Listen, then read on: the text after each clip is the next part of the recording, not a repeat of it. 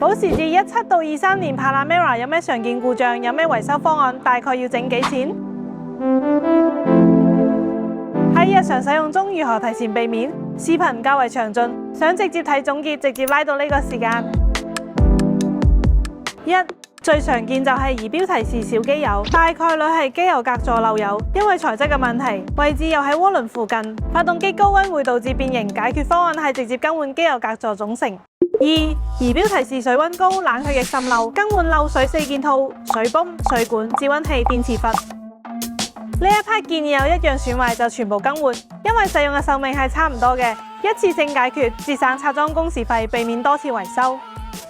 對於行駛里程超過6萬公里嘅車輛，喺保養嘅時候應該檢查冷卻系統是否有滲漏痕跡。3. 怠速時方向盤震手，可能係發動機機腳膠老化，亦有可能係發動機內部噴油嘴堵塞或者積碳嚴重。4. 發動機有嗒嗒異響，常見嘅原因係氣門搖臂磨損，需要更換一套改良型搖臂。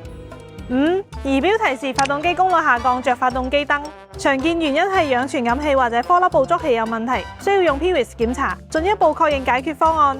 6. 熄匙後風扇長轉，除咗因為風扇本身故障或者線路故障，最常見嘅原因就係顆粒捕捉器堵塞，需要用 Pvis 做再生或者拆卸做清洗。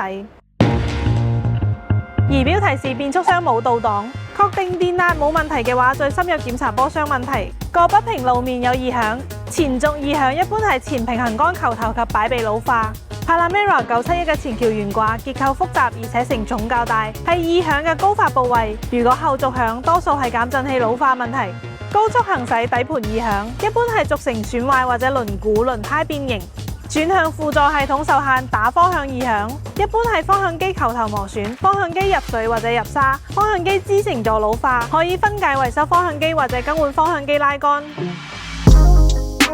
天窗異響點算好？排查由易到難，從簡單嘅清潔、潤滑密封條及軌道開始，再檢查是否有螺絲鬆動或者機械故障。冷氣一邊有風一邊冇風，或者直接唔出風，大概率係伺服電機故障問題。空調暖風系統電子輔助水泵密封失效，呢個問題保時捷曾經喺23年有發出過召回通知，容易引起水泵插頭線束短路，存在安全隱患。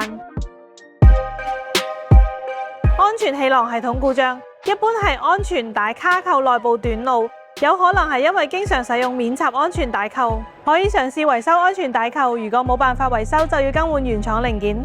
駐車制動器故障，電子手剎失效，手剎開關會一直閃燈，需要 Pvis 校準或者更換手剎電機。